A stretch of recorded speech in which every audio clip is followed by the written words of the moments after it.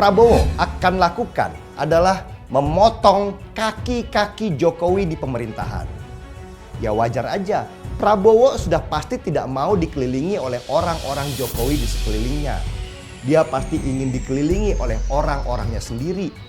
Orang-orang yang dia percaya, bukan orang yang punya potensi untuk berkhianat. Denny Siregar beri peringatan keras ke Jokowi. Situasi presiden dalam bahaya. Jika Prabowo presiden, Jokowi akan dihancurkan, dipreteli, dan dibuang tanpa ampun. Halo, selamat datang di channel Redaksi Jurnal bersama JJ. Tapi apakah Prabowo akan seterusnya mengalah melihat Jokowi yang begitu dominan? Saya nggak yakin. Prabowo sekarang mengalah itu memang benar. Tapi itu sampai pada titik nanti ketika Prabowo akhirnya memegang kekuasaan. Memegang tongkat komando presiden di mana dia bisa mengatur seluruh pertahanan dan keamanan. Guys, masih rame. Netizen ngomongin soal pengkhianatannya Jokowi. Katanya gini, oh Jokowi sudah berkhianat. Begitu kata sebagian besar netizen guys. Nah, begitu juga para pendukungnya. Ini mayoritas ya yang gue omongin ya. Dari mereka merasa dibohongi dan dikhianati oleh Pak Jokowi. Termasuk gue sih. Betul. Jokowi ketika tidak lagi jadi presiden, itu dia bukan lagi seorang Superman. Dia akan jadi manusia biasa yang kekuatannya dipreteli. Orang-orang yang dulu menjilat dia akan menjilat penguasa baru nantinya. Jokowi akan ditinggalkan sendiri karena dia sudah tidak lagi berkuasa. Dan nasi sudah menjadi bubur. Jokowi sekarang dalam situasi yang terjepit. Dia menang, maka Prabowo akan jadi ancaman. Dia kalah, maka sanksi keras sosial masyarakat akan menimpanya karena Jokowi dianggap menghalalkan segala cara untuk terus berkuasa. Pegiat media sosial Denny Siregar merasa tidak yakin baca pres Koalisi Indonesia Maju Prabowo Subianto akan terus mengalah kepada Presiden Jokowi. Denny Siregar mengatakan Prabowo akan terus mengalah pada Jokowi, salah satunya dengan tetap menjadikan Gibran sebagai cawapres sampai ia memenangkan Pilpres 2024. Tapi itu cuma sampai pada titik nanti ketika Prabowo akhirnya memegang kekuasaan, memegang tongkat komando presiden, di mana dia bisa mengatur seluruh pertahanan dan keamanan. Menurutnya, hal pertama yang akan dilakukan Prabowo jika menjadi presiden adalah menggantikan orang-orang Jokowi yang berada di dalam pemerintahannya, memotong kaki-kaki Jokowi karena ia tidak mau dikelilingi oleh orang-orang Jokowi lagi. Lebih lanjut, Prabowo pasti ingin menempatkan orang-orang yang dipercayainya secara pribadi dalam pemerintah. Orang-orang yang dia percaya bukan orang yang punya potensi untuk berkhianat. Wow, itu memang licik dan becek. Jokowi, jangan leha-leha bahagia. Sekarang, Wowo memang masih sungkem karena masih jadi bawahannya. Tapi lihat nanti pas sudah berkuasa, bisa jadi Jokowi perlahan akan disingkirkan. Yang kita tahu bahwa Prabowo sudah berkali-kali ingin berkuasa secara penuh. Mungkin tanpa jadi presiden pun, Prabowo tetap punya kekuasaan dalam lingkupnya. Akan tetapi, Prabowo ingin dilantik dan diresmikan, lalu fotonya mejeng dalam istana dan seluruh sekolah di Indonesia. Itulah ambisi yang terus mengyang-yang. Prabowo sudah berkuasa sebenarnya, yaitu sudah menguasai Jokowi agar dirinya didukung dan merelakan anaknya menjadi pendampingnya. Bahkan ketika Jokowi susah-susah untuk membangun citranya Prabowo dengan memberikan dia ruang untuk menjabat di Kementerian Pertahanan agar berubah, ternyata orang tua ini tidak pernah berubah. Semakin lama semakin kelihatan bahwa yang namanya tabiat adalah ingin berkuasa saja, tanpa ingin melayani. Tapi fakta berbeda muncul bahwa Prabowo akan kalah di Pilpres 2024 jika menjadikan putra sulung Presiden Jokowi, Gibran Rakabuming Raka sebagai cawapres. Pasalnya setelah MK mengabulkan klausal berpengalaman kepala daerah pada syarat batas usia capres-cawapres, Gibran mendapatkan tone negatif yang berpengaruh pada turunnya elektabilitas Prabowo dalam survei Carta Politika terbaru. Untuk diketahui berdasarkan hasil survei Carta Politika Indonesia, elektabilitas pasangan Ganjar dan Mahfud bersaing ketat dengan Prabowo Gibran. Elektabilitasnya tidak terlalu jauh berbeda. Ganjar Mahfud ada di angka 36,8% dan Prabowo Gibran di angka 34,7%. Selisih suara 2,1% Ganjar Mahfud dan Prabowo Gibran berada sedikit di atas margin of error 2% dalam survei ini.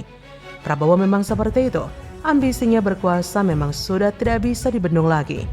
Birahi menjadi penguasa masih terus menggebu. Prabowo bahkan dengan beraninya mengatakan bahwa dia meminta izin kepada rakyat untuk berkuasa. Sungguh pemilihan diksi dan kalimat yang begitu berbahaya dan memang mempertontonkan sikap aslinya yang sudah tidak tahan berpura-pura mendukung Presiden Jokowi selama ini.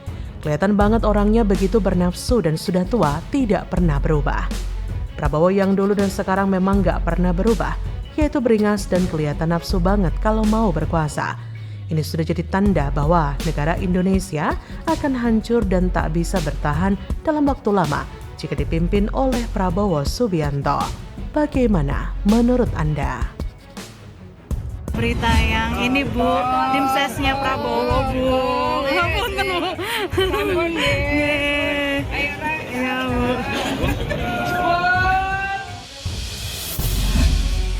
Khofifah tegas tolak masuk tim pemenangan Prabowo Gibran, malah beri kode keras merapat ke kubu Ganjar nyusul Yeni Wahid, gaspol.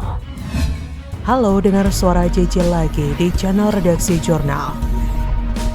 Tapi beda pilihan kan biasa, ya kan? Beda politik kan biasa, ya kan? Ya kan? Kami meyakini bahwa kali ini Pak Mahfud adalah mendukung Pak Ganjar. Kami memilih Pak Prabowo. Ya kami respect, kami hormat, kami ucapkan selamat. Yuk kita berkompetisi secara sehat. Dari dulu sepanjang sejarah suara NU nggak pernah utuh, biasa. Dari dulu biasa. Tinggal siapa yang akan mendapatkan terbanyak, siapa yang secara moral dianggap paling bertanggung jawab, dan siapa yang paling berhati. Setahu saya besok Pak Rosan yang akan mengumumkan ya, besok siang ya. Udah sama Pak Rosan ya. Oke, yuk. Wes besok mana ya? Mengumumkan. Aku tak ngeceki pohon tumbang ya. Belum berani. Besok aja biar beliau istirahat dulu ya. Oke, biar beliau istirahat dulu, oke? Khofifah jadi juru kampanye Pak Ganjar. Tentu kalau beliau berkenan saya sangat senang sekali. Dan saya akan meminta update. Gubernur Jawa Timur Khofifah Indar Parawansa enggan berkomentar soal namanya yang disebut bakal masuk di jajaran tim kampanye Prabowo Subianto, Gibran Raka Buming Raka. Sinyal bergabungnya Khofifah ke kubu Prabowo Gibran semakin kuat setelah Ketua TKN Rosan Roslani dan Menteri Investasi Bahlil Lahadalia menemuinya secara tertutup selama 1 jam lebih di Gedung Negara Gerahadi Surabaya, Rabu 1 November malam. Khofifah juga enggan menjawab apakah Bahlil atau Rosan sempat menawarinya atau membahas kemungkinan masuknya ia di tim kampanye Prabowo Gibran saat pertemuan tertutup itu. Usai pertemuan, Khofifah menampik pertemuannya dengan Rosan dan Bahlil membahas soal kemungkinan masuk ke tim kampanye Prabowo Gibran. Khofifah menyebut pertemuannya dengan Bahlil membahas investasi solar sel besar di JIIPE, Java Integrated Industrial and Port Estate, Gresik. Sedangkan Rosan, Khofifah mengatakan mantan Wakil Menteri Badan Usaha Milik Negara itu hanya kebetulan saja sedang bersama Bahlil. Sementara itu, bacawa pres dari Koalisi Indonesia Maju, Gibran Raka Buming Raka mengatakan tim kampanye nasional Prabowo Gibran akan diumumkan Kamis 2 November siang. Respon yang diungkapkan oleh Khofifah terlihat memberikan penolakan. Lantaran Khofifah menjadi tim kampanye nasional Prabowo Gibran semakin menegaskan jika Khofifah tidak ingin menjadi tim kampanye nasional Prabowo Gibran. Khofifah sepertinya memberikan kode keras bahwa ia akan merapat ke kubu Ganjar Mahfud. Hal ini terlihat setelah kubu pasangan Baca Pres dan Bacawa Pres Ganjar Mahfud mengklaim dapat sinyal kuat jika Khofifah Indar Parawansa dan mantan Gubernur Jabar Ridwan Kamil akan menjadi anggota tim ses atau tim pemenangan. PDIP sendiri juga membuka pintu kepada mereka yang ingin membantu pemenangan Ganjar Mahfud. Namun PDIP menyerahkan keputusan kepada Ridwan Kamil dan Khofifah. Perlu diketahui, Khofifah memiliki 3 aspek potensial, sehingga namanya selalu menjadi rebutan untuk menjadi tim kampanye nasional. Pertama, Khofifah ini mewakili perempuan. Jarang ada tokoh perempuan yang sesukses Khofifah di negeri ini.